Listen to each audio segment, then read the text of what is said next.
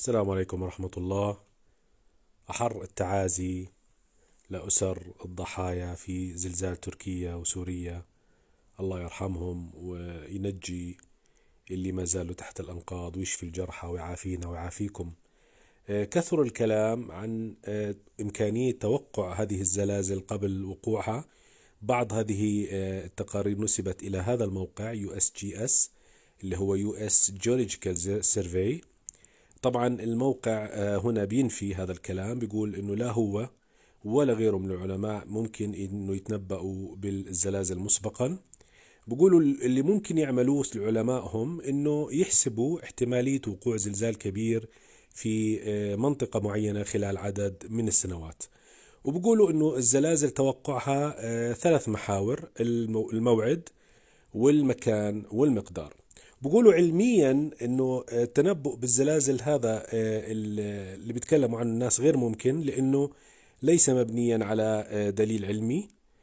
وبقولوا انه التنبؤ بالزلازل بناء على الآلام الجسدية او الغيوم غير دقيق وغير علمي، ما له علاقة بالزلازل. نسب طبعا لجيولوجي هولندي انه هو تنبأ ب الزلزال تركيا الأخير بناء على اكتمال البدر.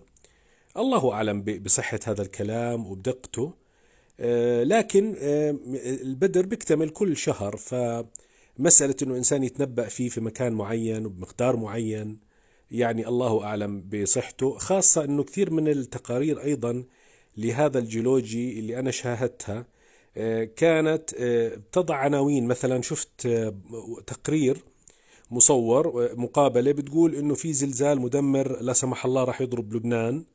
وطبعا لما استمعت للحوار في التقرير ما جاب سيرة لبنان ولا جاب سيرة تنبؤ بمثل هذا الزلازل. حبيت بس أفيد إخواني بهذا التقرير، والله يحفظنا ويحفظكم، والسلام عليكم ورحمة الله وبركاته.